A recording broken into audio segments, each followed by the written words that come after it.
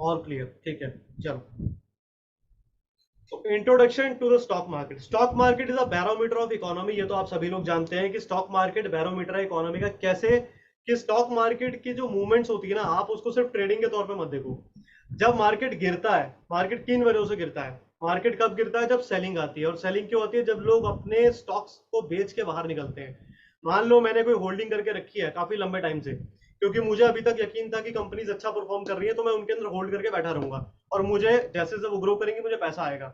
लेकिन जब ऐसा टाइम आता है जब मेरा ट्रस्ट स्टॉक मार्केट से उठता है, चाहे वो किसी स्कैम की वजह से हो, चाहे वो इकोनॉमिक स्लोडाउन की वजह से हो, चाहे किसी भी रीजन से हो, तो मैं अपना पैसा मार्केट से बाहर निकालता हूँ। यही होता है, इन्वेस्टर यही करते हैं जनरली। और यही तरीका होता है बाहर वालों का भी, जो एफ होते हैं यानी फॉरेन इंस्टीट्यूशनल इन्वेस्टर, वो भी यही करते हैं। जितने बाहर के लोग हैं वो भी हमारे यहाँ पे इन्वेस्ट कर सकते हैं, ट्रेड भी कर सकते हैं। तो वो लोग भी क्या करते हैं, जब उनका भरोसा हटता उठता है हिंदुस्तान पे से कि यार नहीं, यहाँ पे हमें लग रहा है कि स्लो डाउन आ सकता है, ग्रोथ उतनी नहीं दिख रही है, तो वो लोग अपना पैसा निकालना स्टार्ट करते हैं, जिस वजह से बाजार गिरना शुरू होता है। तो दैट मीन्स कि बाजार के गिरने का डायरेक्ट रिलेशन हमारी इकोनॉमी से होता है। तो ये तो आपको क्लियर हो गया। It is a place where you can trade in financial instruments like equities, future and option, commodity and currency. ये तो सबको पता ही होगा। आप आप ऑब्वियसली बेसिक सीखने आए हो, लेकिन इतना ज्यादा बेसिक भी क्या बताना है, तो सबको पता है कि स्टॉक मार्केट के अंदर ट्रेड क्या चीजें होती हैं। नमकीन बिस्किट और ब्रेड तो मिलेगी नहीं। तो यहाँ पे तो स्टॉक्स मिलते हैं, कमोडिटीज मिलती है, इक्विटीज में ट्रेड होता है, और फ्यूचर ऑप्शन में ट्रेड होता है, करेंसी में ट्रेड होता है। ठीक है, एक सेकंड। फ्रीक्वेंट क्वेश्चन और चैट में अगर बार बार बात करोगे तो अल्टीमेटली सब लोग डिस्टर्ब होंगे। सर मेरे तरफ से रोटेट होगा तो आपके स्क्रीन नहीं, रोटेट नहीं होगा भाई। रोटेट कोई भी कर सकता है, मेरी स्क्रीन रोटेट नहीं होगी। ठीक है, चलो। Initial purpose of stock market was to collect funds from public to grow. इसके बारे में कोई जानता है? जिसको आईपीओ बोला जाता है। आईपीओ आप लोग जानते हो कि जब भी कोई स्टॉक मार्केट में कोई स्टॉक आता है तो किस तरीके से आता है? आईपीओ के थ्रू आता है। आईपीओ क्या होता है उसके बारे में आगे हम पढ़ेंगे, लेकिन एक मोटा मोटी जानकारी देता हूँ कि जब भी किसी बिजनेस को ग्रो होना होता है और उसको फंड चाहिए होता है, तो वो स्टॉक मार्केट के थ्रू आता है। ठीक है, एक सेकंड गाइस।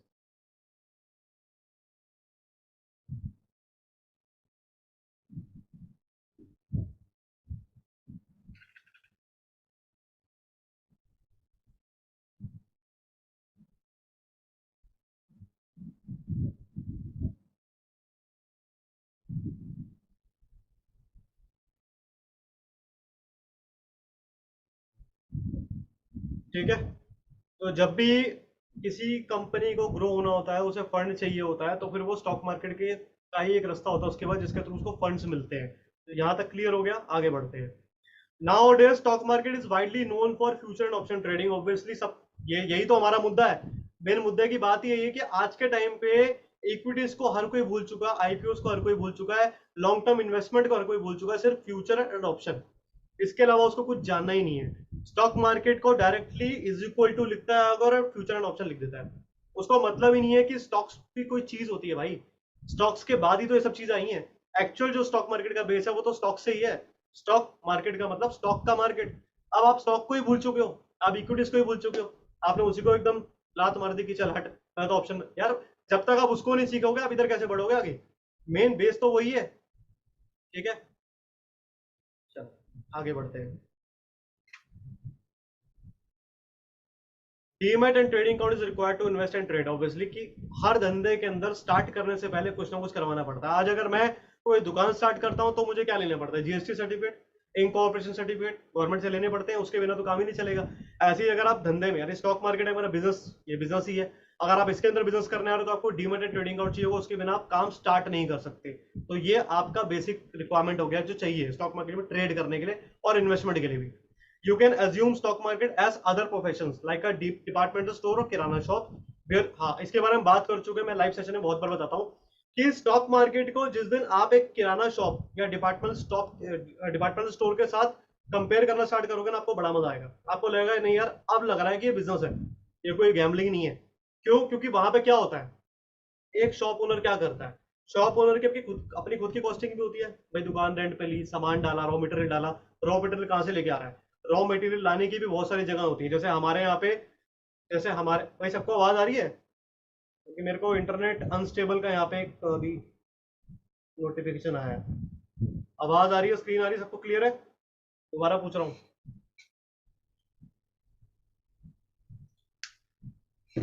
मेरा इंटरनेट अनस्टेबल हुआ है अभी, नोटिफिकेशन आई है मेरे पास, एक बार बता दो जल्दी से। ठीक है चलो। तो डिपार्टमेंटल स्टोर वाला क्या करता है, होलसेलर के पास जाएगा या नियरेस्ट जो भी मंडी होगी वहां जाएगा, सामान उठा के लाएगा। वो सामान वो 50 रुपए का मान लो कोई चीज लेके आता है, उसको 60 रुपए 65 रुपए बेचेगा तो उसका मार्जिन बनता है, ठीक है। लेकिन जब वो उसको बेचता है तो क्या वो 15 का 15 रुपए पूरी उसकी जेब में जाता है? नहीं, उसकी जो कॉस्टिंग है पहले वो निकलती है। एक्चुअली में जो उसने सेल करी उसको रेवेन्यू बोलते हैं। जब आप फंडामेंटल में पढ़ोगे मेरे से तो आपको मालूम पड़ेगा कि सेल का मतलब रेवेन्यू होता है। रेवेन्यू जनरेट करा, उस रेवेन्यू में से जो उसने खर्चे काटे, जो उसने दुकान उठाई हो सकता है वो लोन पे ली हो, तो लोन अगर लिया है तो इंटरेस्ट पे करना पड़ेगा, इंटरेस्ट जो पे करेगा उसका खर्चे में आ गया, तो बैलेंस शीट में खर्चे वाले सेक्शन में आता है वो, ठीक है।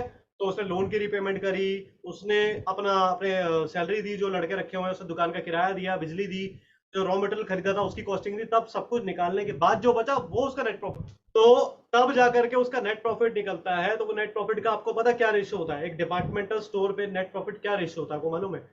5-7%, मैक्सिमम 10%। किसी का बहुत ही अच्छा कुछ, मान लो उसने 50 लाख की सेल करी, तब जाकर उसका 5-7 लाख रुपए बनता है। 10-12% का मैक्सिमम निकाल लेता है वो, ठीक है। 5 से 8% लोग बोल रहे हैं, मैं चलो फिर भी 10-12% मान रहा हूँ। लेकिन वो 10-12% क्या है, इतना हेडेक लेके एक दुकान खोलेगा, 12-15 घंटे वहां बैठेगा, स्टाफ रखेगा, स्टाफ का अलग मसला रहता है, साला कुछ चोरी हो गया, कुछ ना हो गया, दुकान में आग लगी, ये हो गया, फलाना ढिमकाना, 50 चीजें होती हैं, ठीक है। तब जाकर के वो कितना बचा पाता है पूरे महीने में? 5%, 8%, 10%। स्टॉक मार्केट में लोग आते हैं तो पहले दिन ही डालेंगे 5,000 रुपए और एक्सपेक्ट करेंगे कि 50,000 रुपए लेके उठूंगा आज। अगर उनको 2,000 का प्रॉफिट भी आ रहा होगा ना, बुक नहीं करेंगे, कहेंगे नहीं यार अभी तो और आएगा। लेकिन अगर वही बंदा दुकान खोलेगा ना 5 लाख रुपए लगा के, तो उसका माइंडसेट एकदम चेंज हो जाएगा, बोलेगा नहीं यार 5 लाख रुपए लगाए हैं, पापा ने तो साफ बोला है मेरे को, अगर 20,000 बच जाए तो बहुत है। फैक्ट है। लेकिन मार्केट में ऐसा नहीं होता, ठीक है। चलो आगे बढ़ते हैं। High level of knowledge, skills, experience and practical approach is required to make money in this profession. Obviously जो सब मैं बातें बता रहा हूँ वो इसलिए बता रहा हूँ कि आपको हाई लेवल ऑफ नॉलेज लगेगी, स्किल्स लगेगी, एक्सपीरियंस लगेगा। और उसी के लिए आप लोगों के साथ मैं अभी इतना जो टाइम स्पेंड कर रहा हूँ वो इसलिए कर रहा हूँ। जो इतना हम वेबिनार ले रहे हैं, डेली लाइव आ रहा हूँ मैं, ये सब इसलिए आ रहा हूँ क्योंकि आप लोगों का माइंडसेट चेंज करना है, ठीक है। आगे बढ़ते हैं।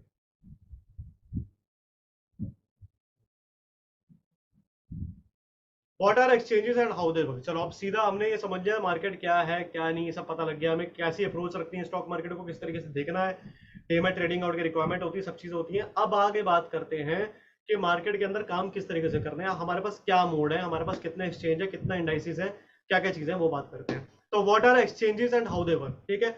Are regulated market place where investors purchase and sell share. अच्छा एक बात और है भाई, किसी को भी हिंदी इंग्लिश में कोई दिक्कत है आप टेंशन मत लो, सामने इंग्लिश में लिखा है पीपीटी, आपको उसकी प्योर हिंदी एक्सप्लेन करने के लिए मैं बैठा हूँ। तो आपको अगर पीपीटी नहीं भी देखनी है मत देखो, एक्सप्लेनेशन मैं सामने से दे ही रहा हूँ, ठीक है। और जितना उसमें लिखा है उससे ज्यादा एक्सप्लेन कर रहा हूँ, ठीक है। तो आप टेंशन मत लेना, आपको पूरा समझ में आएगा। तो हिंदी वाले बिल्कुल टेंशन ना ले, भैया हम हिंदुस्तानी हैं और हिंदी पे पूरा भरोसा रखते हैं और हिंदी ही बोलेंगे आगे भी, और हिंदी में बात करेंगे हमेशा, कोई टेंशन नहीं है, ठीक है। We are proud Indian. चलो आगे बढ़ते हैं। तो brokers are used by the investors to connect them to the exchanges. चलो अभी एक्सचेंज की बात करते हैं। जैसे मैंने बोला कि मान लेता हूँ मैंने आज एक फ्रूट फ्रूट वाला मैंने कोई स्टॉल खोला। अब मैंने फ्रूट स्टॉल खोला है तो भैया मुझे क्या चाहिए होगा, मुझे फ्रूट चाहिए होगा बेचने के लिए। फ्रूट कहाँ से लाऊंगा? अगर मैं अपने बगल वाले से फ्रूट खरीद के बेचूंगा तो मुझे मार्जिन ही नहीं मिलेगा, तो मेरे को कहाँ जाना पड़ेगा? मंडी। अब मंडी, अब हर एरिया में जहाँ पे आप लोग रह रहे हो, अभी मुझे नहीं पता कहाँ से बिलोंग करते हो, जहां भी रह रहे हो, एक मंडी होती है जो आपके घर के पास होती है नियरेस्ट, और एक मंडी होती है जो आपके घर से दूर होती है, वो होती है मेन मंडी, जहां से वो नियरेस्ट वाली मंडी तक सामान पहुंचता है और फिर वहां से आप तक सामान पहुंचता है, यही होता है सब जगह। तो जो मेन मंडी होती है और जो लोकल वाली मंडी होती है नियरेस्ट वाली, उन दोनों में फर्क है, रेट में भी फर्क है, क्वांटिटी में भी फर्क है, वॉल्यूम का फर्क होता है ना, वॉल्यूम और प्राइस दोनों का फर्क होता है। Same NSC and BSc. Stock market की भी दो मंडियां हैं जहां पर स्टॉक्स बिकते हैं, पहली एनएससी दूसरी बीएससी। सबसे पहली वैसे बीएससी थी, आज के टाइम पे एनएससी मेन हो गई है।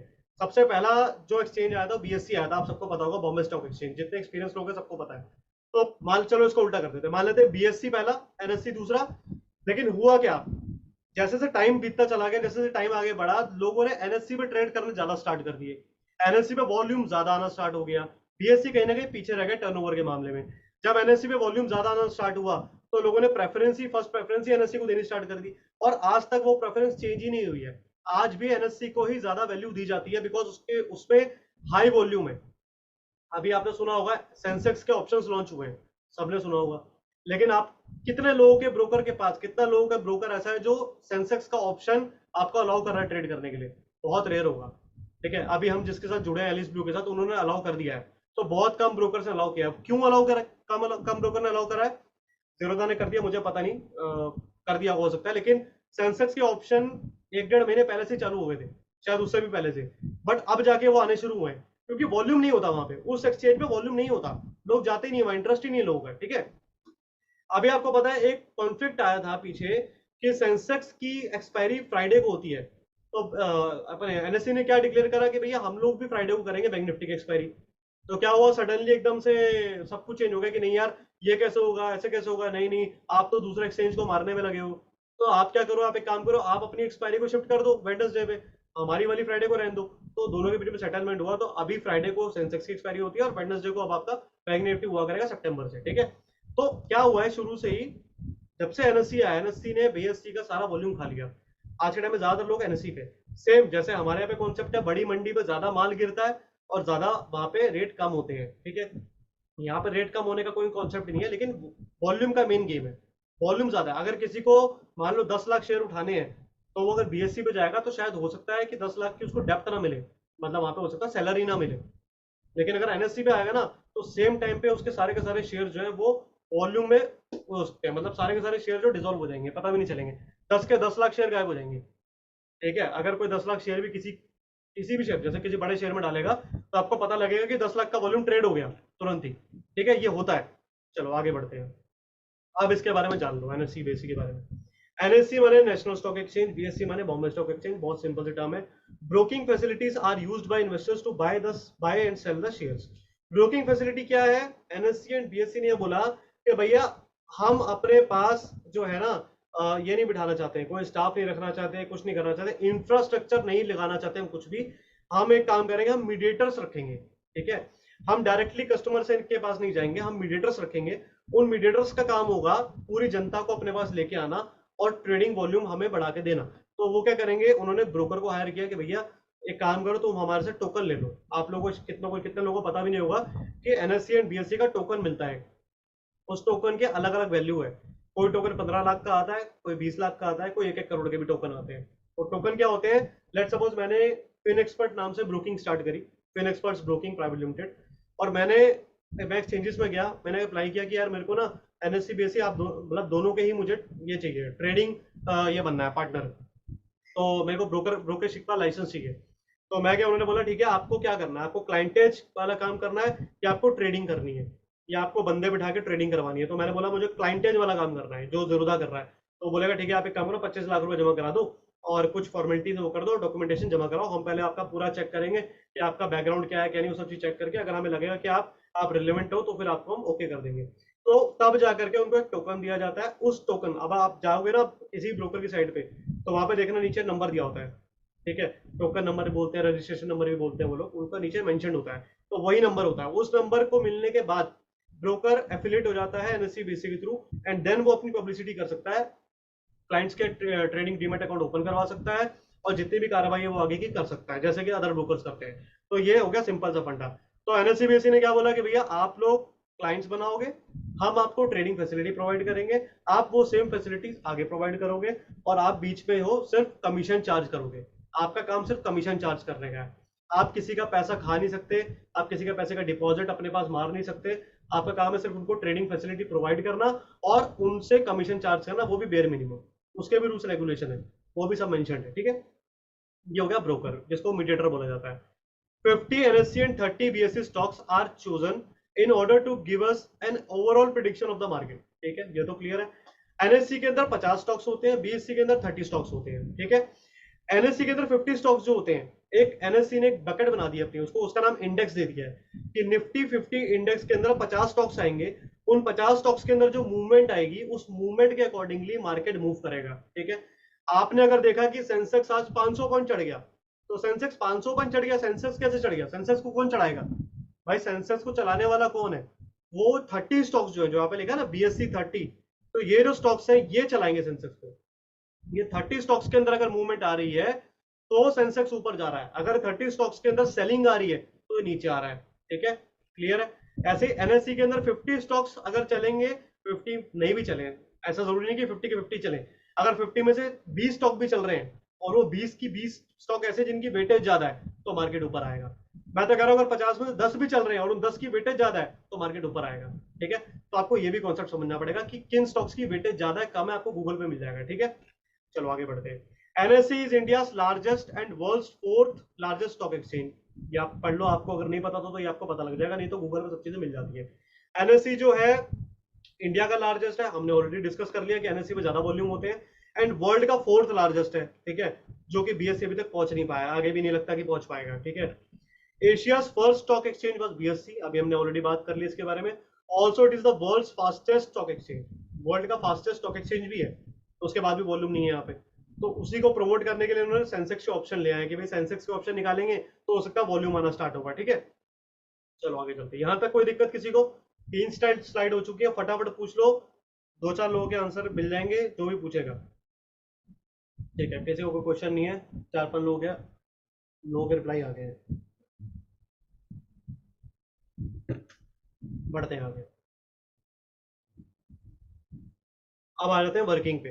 एनएससी एंड बीएससी की वर्किंग क्या है, किस तरीके से काम करते हैं लोग। ठीक है, जो कि हम ऑलरेडी डिस्कस कर चुके हैं, एक बार पढ़ लेते हैं। You may have heard NS who is founder of NSC BSc. एक बात बताओ मुझे, आपको मार्केट में ट्रेडिंग कर रही है, आपको ये देखना है कि इस प्रोफेशन में आकर के मैं किस तरीके से पैसा बनाऊं। ठीक है, जैसे ये तो वही वाली बात होगी कि पीवट पॉइंट्स हैं, लोग पीवट पॉइंट्स होते हैं, आपने आरएसआई भी सुना होगा, एमएससीडी सुना होगा। अब लोग ना उसके पूछते हैं कि इसके फॉर्मूला क्या है, ये जो 20 के नीचे आरएसआई जाएगा तो बाय करना है और 80 के ऊपर आएगा सेल करना है, इसका इसका मतलब क्या, लॉजिक क्या है? मुझे एक बात बताओ, आपको लॉजिक क्या जान के करना है, मैथमेटिकल कैलकुलेशन जाके करना क्या है आपको? आपको इसके अंदर लॉजिक समझने है कि पैसा किस तरीके से बनाया जाए, एक्चुअली वो मार्केट का वर्किंग का तरीका क्या है। लेकिन आप उसके पीछे अगर जाओगे कि फाउंडर कौन है और उसका ये उससे वो तो आपको गूगल पे मिल जाएगा। उसको हम कोर्स में इसलिए नहीं डालते हैं कि उसका लॉजिक कुछ नहीं है, आपको सिर्फ ये समझना है कि इनकी वर्किंग क्या है।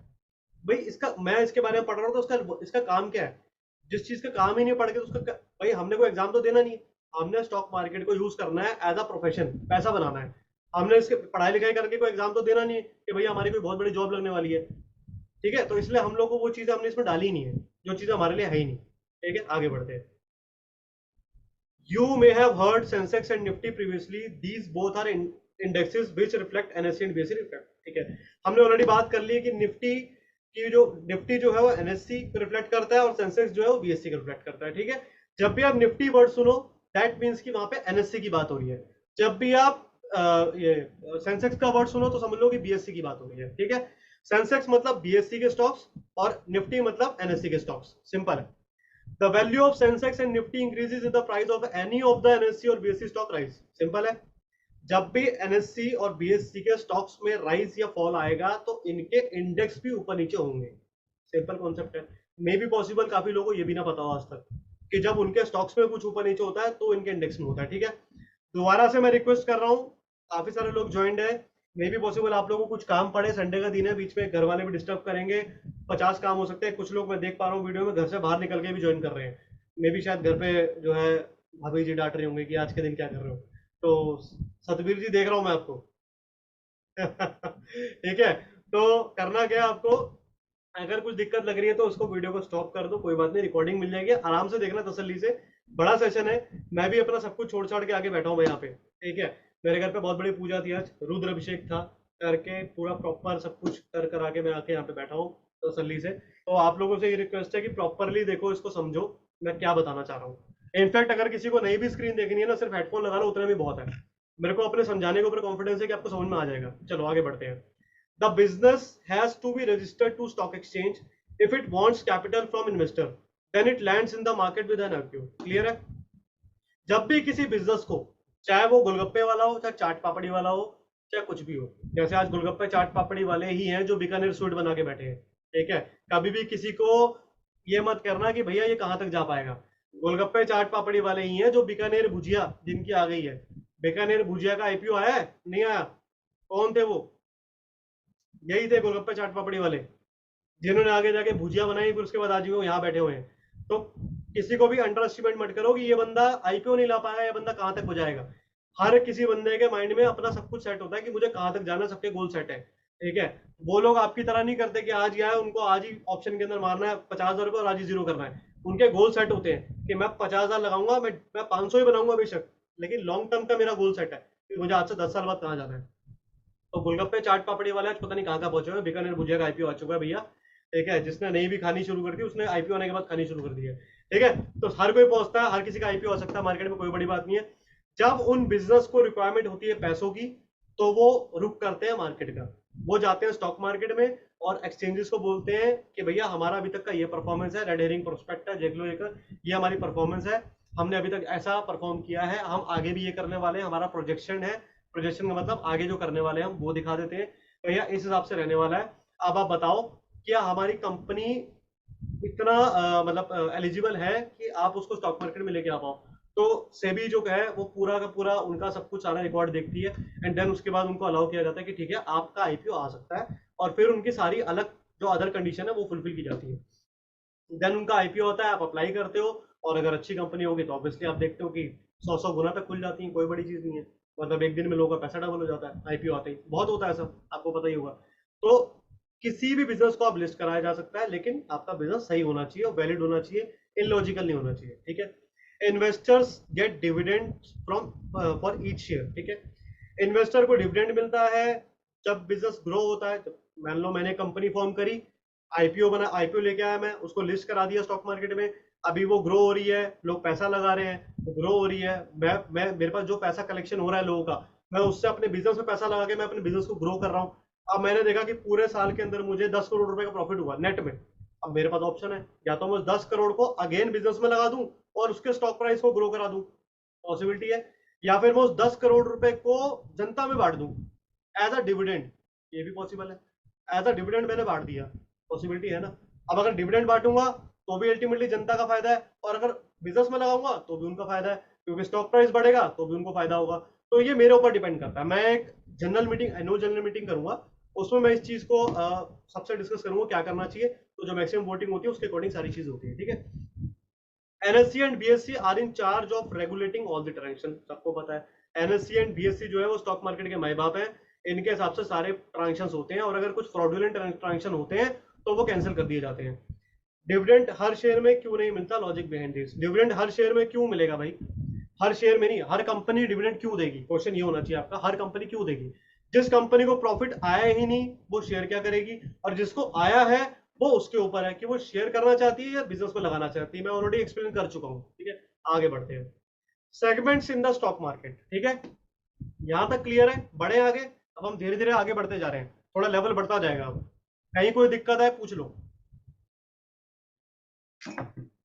5-10 मिनट का ब्रेक चाहिए तो भाई वो भी बता देना, 5-10 मिनट का ब्रेक चाहिए तो बता देना। वैसे तो 15-20 मिनट बाद लेंगे हम, लेकिन अगर किसी को चाहिए तो बता देना। किसी को चाय पानी पीना है, कोई घर के काम कर रहे हैं, बता देना, कोई दिक्कत नहीं, संडे का दिन है, मैं भी समझता हूँ, ठीक है। चलो किसी को नहीं चाहिए, सब कह रहे नहीं, आगे बढ़ो चलो। Segments in the stock market, 5:45 को करो, आने दो, अभी और लोगों के रिप्लाई भी आने दो। आप लोग सजेस्ट करोगे कब करना चाहिए, मैंने 5:20 का टाइम रखा हुआ है वैसे, 1 घंटे बाद का। 4:20 में हमने स्टार्ट किया था, और 5:20 का टाइम रखेंगे, ठीक है। चलो, segments in the stock market, तो पहला आता है कैश मार्केट। भाई बहुत ध्यान से सुनना, कुछ काम हम कर रहे हो तो साइड कर दो, पहले ही बता रहा हूं, बहुत ध्यान से सुनना। कैश मार्केट क्या होता है इसके बारे में ध्यान से सुन लो, फ्यूचर ऑप्शन आपको पता है। A cash market involves purchasing commodities or securities at the point of sale, like a stock exchange, where investors receive shares in exchange for cash, ठीक है। कैश मार्केट का मतलब क्या होगा, देखो जब मैं अपने जैसे सामने बैठ के जब मैं ट्रेनिंग देता हूँ तो मैं उनको 3-4 चीजें बताता हूँ, स्क्रीन पे बताता हूँ, चलो मैं यहाँ पे बताता हूँ, फिर तो खुला ही होगा अभी, विजिबल है, सबको विजिबल है दिरोदा, ठीक है। चलो इसमें हमारा, इसमें आते हैं, फर्स्ट वाले में आते हैं, चलो ब्लू चिप में आते हैं। अब ये H D F C bank है, इसको आप क्या बोल सकते हो, ये जो H D F C bank आपको सामने दिख रहा है इसको क्या बोलेंगे, बताओ। H D F C bank जो सामने लिखा है इसको क्या बोलते हैं, क्या ये फ्यूचर है, क्या ये ऑप्शन है, क्या है ये,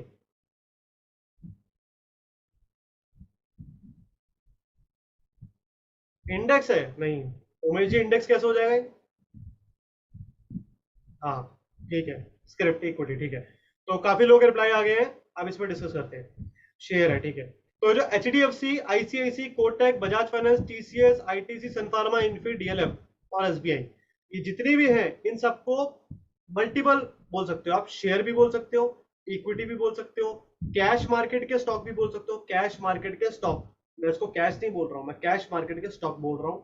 ठीक है, आप शेयर भी बोल सकते हो, स्टॉक भी बोल सकते हो, इक्विटी बोल सकते हो। ठीक है, इनके बहुत तरह के नाम है।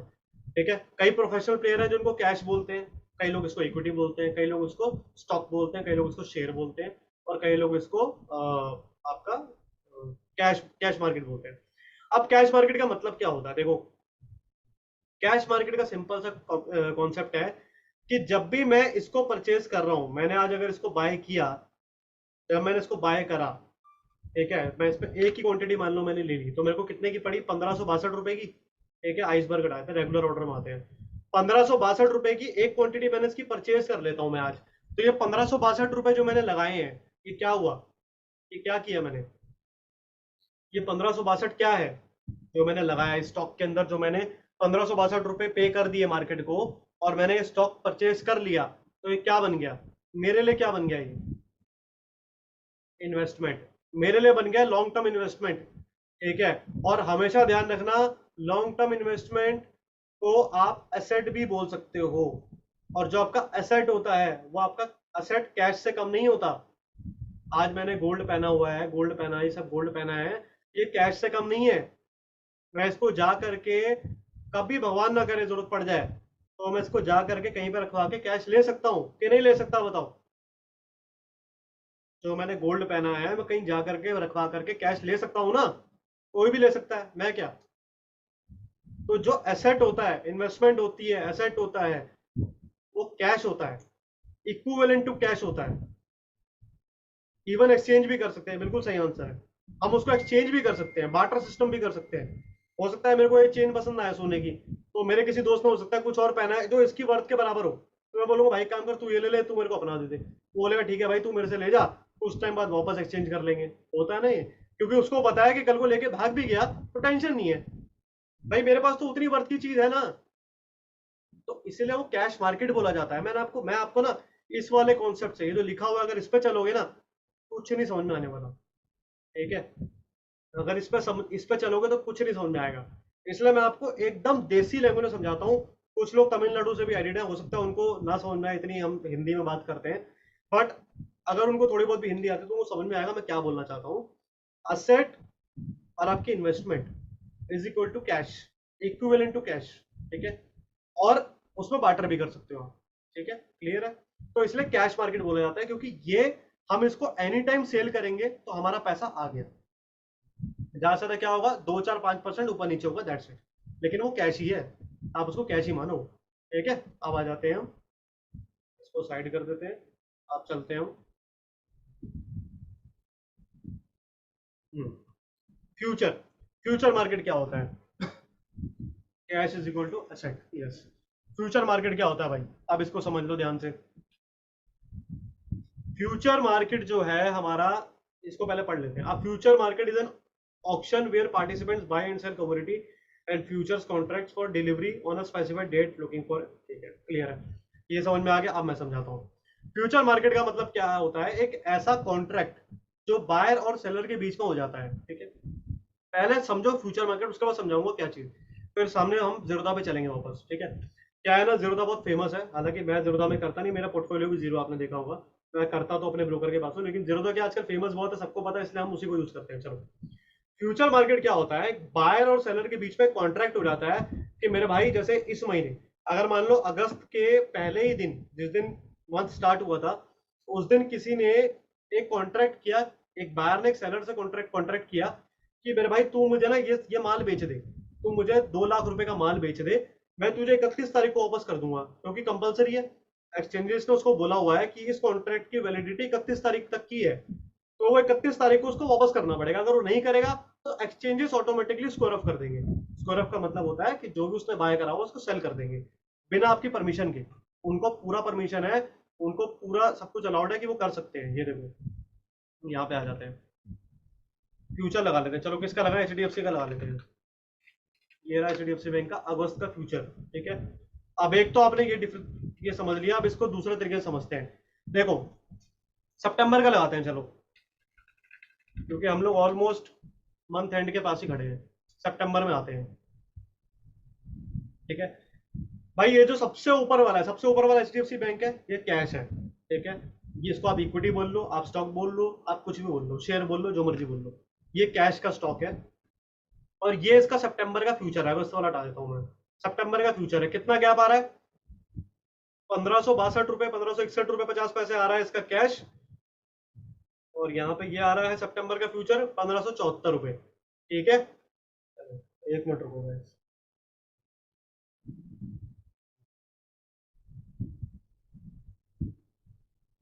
ठीक है, इसमें 1574 आ रहा है ना, और ये आ रहा है 1562।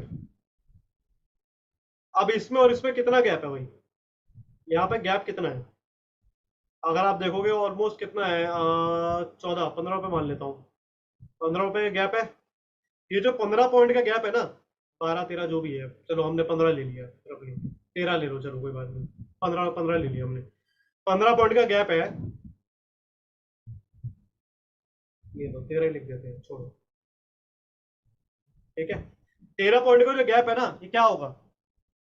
जब यहाँ पे देखो क्या डेट लिखी है, डेट भी देख लो पहले। डेट क्या लिखी है एक्सपायरी की? यहाँ पे लिखी होती है, लिखी है एक्सपायरी की डेट, देखो सबको दिख रही है, ये रही 28/9/2023, ठीक है। यानी कि 28 सितंबर 2023 को ये कॉन्ट्रैक्ट एक्सपायर हो जाएगा। क्लियर है? ये जो कॉन्ट्रैक्ट है 28/9 को एक्सपायर हो जाएगा।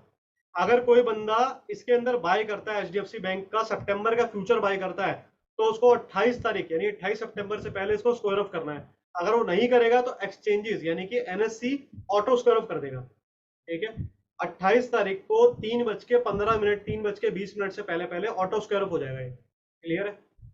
करना ही पड़ेगा आपको, कोई ऑप्शन नहीं आपके पास, ठीक है। अब ये तो हो गया एक, आपको एक मैंने इसका एग्जांपल दे दिया कि फ्यूचर होता क्या है। अब आते हैं दूसरे पॉइंट पे। फ्यूचर हमेशा मोस्टली, मतलब most of the time 90% future हमेशा स्टॉक के मुकाबले, कैश मार्केट के मुकाबले आपको हमेशा प्रीमियम पे दिखेगा। यही होता है, हमेशा प्रीमियम पे दिखेगा, ठीक है। क्यों ऐसा होता है? क्योंकि भाई, अब मैं वो भी एग्जांपल देता हूँ आपको क्यों ऐसा होता है। क्योंकि ये आपको किसी ने बताया नहीं होगा अभी तो, आपको किसी ने आज तक ये नहीं बताया होगा कि फ्यूचर प्रीमियम पे क्यों होता है, या किसी ने बताया भी होता तो सबका अपना एक कॉन्सेप्ट है, मेरा अलग कॉन्सेप्ट है। देखो अभी यहाँ पे ध्यान से देखना, फ्यूचर के अंदर कॉन्ट्रैक्ट्स होते हैं, ठीक है। आप फ्यूचर, अगर आपको फ्यूचर बाय करना है, या तो आप एचडीएफसी बैंक का स्पॉट बाय कर लो। स्पॉट का मतलब वही कैश हो गया। या तो आप ये स्पॉट बाय कर लो। मैंने यहाँ पे स्पॉट बाय करा, एक क्वांटिटी बाय करी 1562 रुपए की, तो मेरा मार्जिन कितना रिक्वायर्ड मांग रहा है, ये देखो इंट्राडे में देख लो या लॉन्ग टर्म देख लो। चलो मैंने एक क्वांटिटी बाय करी, कितना मांग रहा है यहाँ पे रिक्वायर्ड मार्जिन, देखो क्या है, ये दिख रहा है सबको, या और ऊपर करूं? दिख रहा है 1562 रुपए। 1561.5 मल्टीप्लाई बाय 1, तो कितना आएगा? 1561.5 ही आएगा ना। 1561 रुपए 50 पैसे लगा करके मुझे एचडीएफसी बैंक का एक शेयर मिल जाता है। मिलता है कि नहीं मिलता? ठीक है। लेकिन अगर मैं इसका फ्यूचर बाय करता हूं, चलो आप फ्यूचर बाय करेंगे, अगर मैं इसका फ्यूचर बाय करता हूं तो मुझे क्या आ रहा है यहाँ पे देखो, 550। 550 इसका मिनिमम लॉट साइज है, मुझे वो बाय करना ही पड़ेगा। मैं यहाँ पे अगर एक क्वांटिटी करता हूं और उसको ऑर्डर डालता हूं तो नहीं जाएगा। ये देखो क्या लिखा है, value must be greater than और इक्वल टू 550। अब मैं इसको मल्टीप्लाई करके ऊपर ले जा सकता हूँ, यानी कि एक लॉट 550 का है, तो दो लॉट कितने के हुए? 1100। तो मैं यहाँ पे 1100 करूंगा तो चला जाएगा। ये देखो नीचे आ गया 2 लॉट लिखा हुआ। क्लियर है स्क्रीन सबको? जूम करके देख लो, थोड़ा थोड़ा जूम करके देख लो, क्लियर नहीं है तो। लोगों के रिप्लाई भी आने बंद हो गए, रिप्लाई करते रहो एंड टू एंड, थोड़ा पता लगता रहेगा। स्पॉट, इक्विटी, कैश, कैश और आपका शेयर, ये सारी एक चीजें हैं। फ्यूचर इज डिफरेंट कॉन्सेप्ट, ठीक है। चलो दिख रहा है सबको? तो जब मैं इक्विटी में गया, जब मैं स्पॉट में गया, जब मैं कैश में गया, तो मेरे को एक एक शेयर लेना था, तो वो 1561 रुपए 50 पैसे का मुझे एक शेयर मिल रहा था। मेरे को सिर्फ 1561 रुपए 50 पैसे देने थे। लेकिन जब मैं फ्यूचर में आया तो वो मुझे क्या बोलता है कि भाई आपको मिनिमम 550 क्वांटिटी बाय करनी ही पड़ेगी। ठीक है। आप भैया, आप सिमरन सिंह, आप अपने एक बार मोबाइल में चेक करो क्योंकि सबको क्लियर दिख रहा है। ठीक है। तो आपको अगर एचडीएफसी बैंक का फ्यूचर बाय करना है तो आपके लिए कंडीशन क्या है कि मेरे भाई आपको लॉट साइज 550 क्वांटिटी का लॉट साइज है, आपको 550 क्वांटिटी ही लेनी पड़ेगी। दूसरा तीसरा कोई ऑप्शन ही नहीं दिया एक्सचेंज ने आपके लिए। लेकिन यहाँ पे एक ट्विस्ट है, जो बहुत अच्छा ट्विस्ट है, जहां पे आपको अब मजा आने वाला है। मजा क्या आएगा? 550 क्वांटिटी बाय करने के लिए आपको कितना पे करना है? मार्जिन देखो नीचे क्या दिख रहा है, मार्जिन दिख रहा है सबको? 1,53,198, 1,53,198, 1,53,198 only you have to pay to buy this future contract. एक कॉन्ट्रैक्ट, एक लॉट 550 क्वांटिटी का बाय करने के लिए आपको 1,53,198 रुपीज पे करना है, दैट्स इट। ठीक है। अब आ जाते हैं कैश में। अब सबसे पहले कैलकुलेटर खोल लेते हैं मेरे भाई, सबसे पहले कैलकुलेटर ही खोल लेते हैं। अभी हम कैश में जा नहीं रहे, हम कैलकुलेटर खोलते हैं, चलो। अब हम इसने जो हमें दिखाई है कैलकुलेशन, हम खुद से करेंगे, हम खुद से करके देखते हैं क्या ये सही बोल रहा है। देखो 550 जो मेरे को क्वांटिटी में बाय कर रहा हूं, मल्टीप्लाई बाय जो रेट है इंटू 1574.10, कितना हो गया? 8,65,755 रुपए मेरे एक्चुअल में लगते हैं। बट ये कितने मांग रहा है? 1,53,198 रुपए। कैसे है भाई?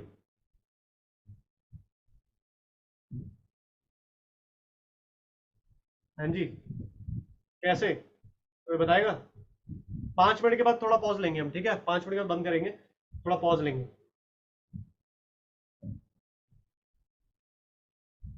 कैसे, कोई बताएगा कैसे हो रहा है ये जादू कैसे हुआ?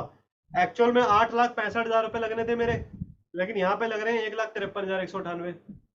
ऐसा क्यों हो रहा है? चलो देख लेते हैं।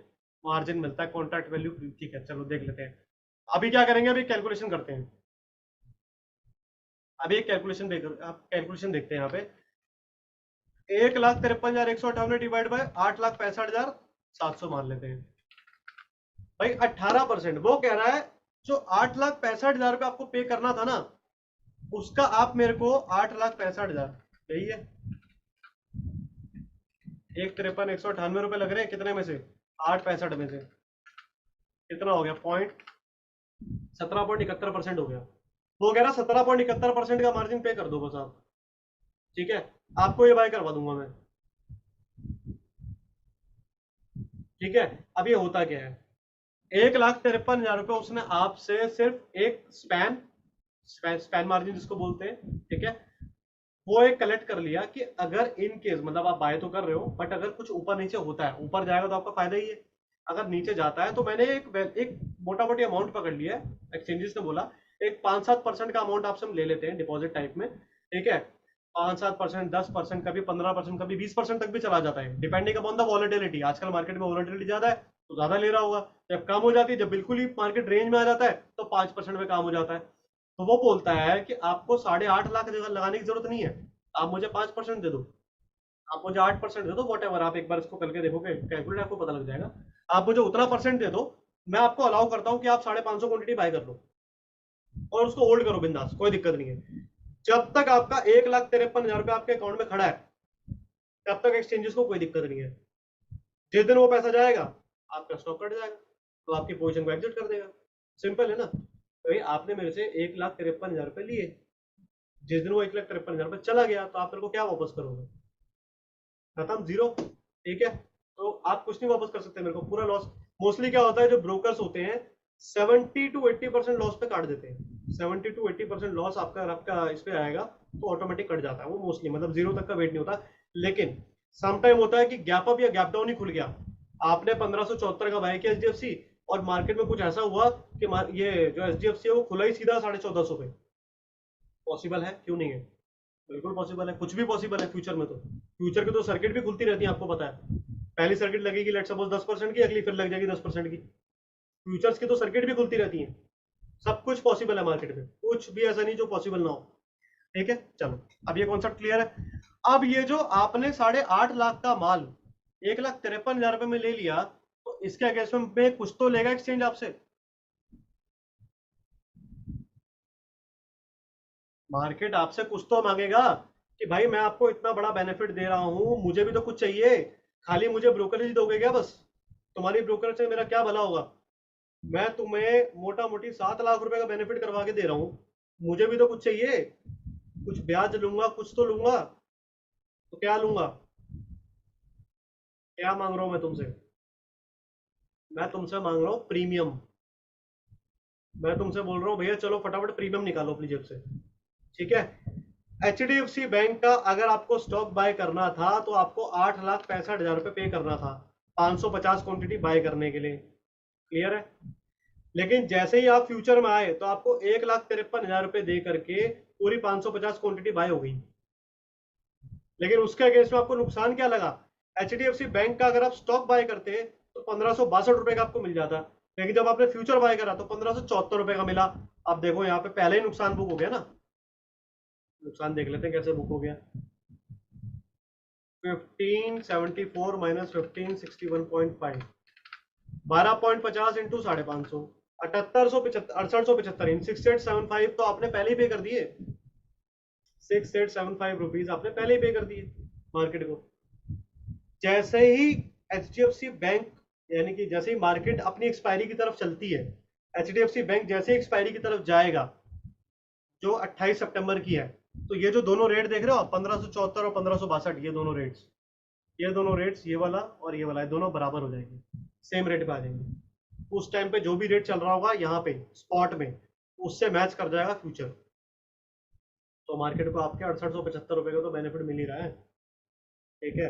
अब ये आपकी काबिलियत है कि आपने उसको बाय करा फ्यूचर को और वो ऊपर चला गया, आपने प्रॉफिट बुक कर लिया। ठीक है। स्प्रेड ट्रेडिंग बाद में बात करेंगे, अब स्प्रेड ट्रेडिंग की बात ही नहीं करें, हम कॉन्सेप्ट समझ रहे हैं। ठीक है। चलो पॉज ले रहे हैं भाई 5 मिनट का, 5 मिनट का पॉज ले रहे हैं। जिसको कुछ काम हम निपटाना है निपटा लो अपने, तो वापस से स्टार्ट करेंगे।